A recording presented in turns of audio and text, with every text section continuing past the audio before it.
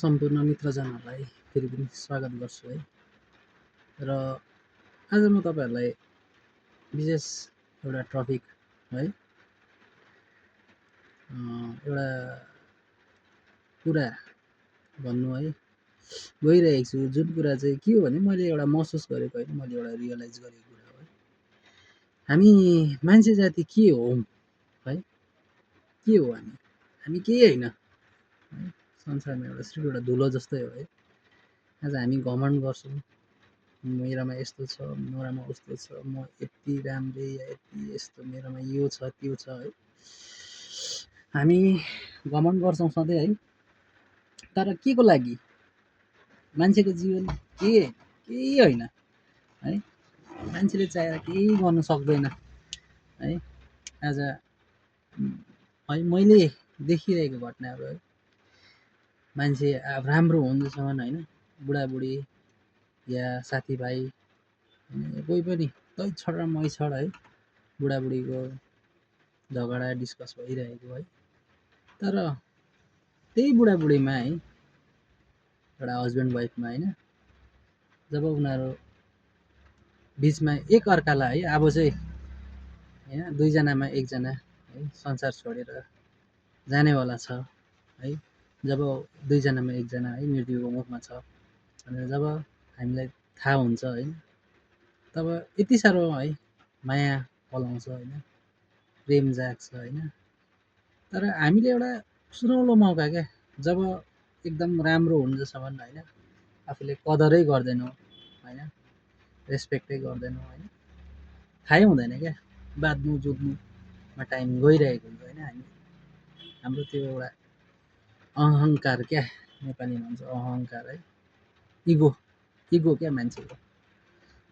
तँभन्दा तँभन्दा म भयङ्कर, मभन्दा त्यो भयङ्कर, त्यस्तोमा गइरहेको हुन्छ क्या। हामी बाँचेर जुधेर टाइम वेस्ट गरिरहेको हुन्छ होइन। तर जब अब है आफ्नो पार्टनर या अब साथीभाइ कोही बिचरा अब अन्तिमको दिनहरू गन्दै गरेको हुन्छ होइन, तब चाहिँ उनीहरूलाई रियलाइज हुन्छ क्या, काश मैले है त्यो टाइममा लडाइँ नगरेर झगडा नगरेर है राम्रो मिलमिलापमा बसेको भए है भन्ने त्यति बेला रियलाइज हुन्छ है। तर के गर्नु, जुन टाइममा होइन एउटा याद बनाउने टाइममा आज हामी के गर्छौँ भने लडाइँ झगडा परेर होइन गर्छौँ, तब जब चाहिँ अब हाम्रोमा समय नै हुँदैन होइन, समय यति छिटो सकिँदै गएको हुन्छ है, बिस्तारै बिस्तारै बिस्तारै होइन। जब मान्छेकोमा समय हुँदैन तब समय यति छिटो स्पिड जान्छ, यस्तो स्पिड जान्छ होइन, भन्छ नि है समय सँगसँगै तर्नुपर्छ है। जब समय हातबाट छुटेर जान्छ होइन, तब समयलाई पक्रिनु सक्दैन भन्छ नि, त्यो चाहिँ यो घडीलाई चाहिँ भनेको होइन। त्यही कारण मलाई दुःख लाग्छ क्या। हुनु त मान्छेको कसैको केही ठेगानै छैन होइन, कहिले कति बेला के हुन्ला होइन, कसैको केही भरै छैन। तर पनि हामी क्या घमण्ड गर्छौँ होइन, तँभन्दा म ठुलो, मभन्दा त्यो ठुलो, पैसा रुपियाँकै दुनियाँ भनेर भन्छ है। तर मान्छे मरेर चाहिँ जाँदाखेरि चाहिँ कसैले है, अब हिन्दू हुनेहरूले निधारमा प्ल्याट एक रुपियाँ टिका, एक रुपियाँ ट्याक्कै निधारमा हो कि मुखमा कता राखिदिन्छ होइन। कसैले केही लिएर जाँदैन, पेसेन्टहरू पनि केही राखिदिँदैन होइन, कसैले केही लिएर जाँदैन, नाङ्गो आएको शरीर है नङ्गै जानुपर्छ, खाली हात आएको खाली हात जानुपर्छ है। तर यहाँ चाहिँ है घमण्ड झगडा गर्छौँ हामी है, त्यो सब के को लागि? के को लागि? मान्छे के हो एक्चुअलीमा? मान्छेलाई है सृष्टि गरेर संसारमा पठाउने उद्देश्य चाहिँ के हो भन्दा प्रेममा बस होइन, एकअर्कासँग मिलमिलापमा बस है, एकअर्कालाई सहयोग गर होइन, हेल्प गर भनेर भन्छ है, मद्दत गर भनेर भन्छ है। तर हामी चाहिँ कस्तो छ भने हाम्रो चाहिँ घमण्डै ज्यादा क्या। अलिकति कसैले केही नराम्रो भनिदियो भने होइन, त्यसले एक शब्द भनिदियो भने आफूले 2-3वटा शब्द भनिहाल्छ क्या। मान्छे जाति चाहिँ हो यस्तो छौँ है।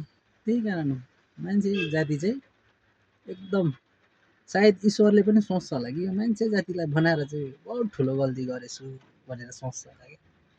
त्यही कारण चाहिँ म है तपाईँहरूलाई अब किन मैले आज यो भिडियो बनाएँ भन्दाखेरि चाहिँ होइन, तपाईँहरूलाई मैले भन्नुको उद्देश्य चाहिँ के हो भने है, जति दिन हामी बाँच्छौँ होइन, लडाइँ झगडा रिस राग केही नराखिकन होइन, एकदम मिलमिलापमा बाँच्छौँ होइन। मरेपछि त सकि त गयो होइन। त्यो मान्छे मरेपछि त्यसलाई रिस गरेर नि के फाइदा होइन। त्यो मान्छेलाई होइन आरिस गरेर या रिस कति नै जे नै गरे नि मरि त सक्यो, अब के चाहिँ गर्नु, छोडिदिनुपर्छ क्या सब कुराहरू है। र मान्छेले एउटा नयाँ जिउने एउटा तरिकाले जिउनुपर्छ होइन। र त्यही नै मेरो भन्नु थियो है। मान्छेले त्यही कारण आफ्नोमा समय हुँदाखेरि चाहिँ समयलाई चिन्नुपर्छ है। र अब तपाईँहरूलाई कस्तो लाग्छ मेरो कुरा के हो होइन, कमेन्ट्स गर्नुहोस् होला है। तर मलाई चाहिँ जहाँसम्म लाग्छ होइन, मान्छे भएपछि चाहिँ मान्छे जस्तो गरेर बस्नुपर्छ है।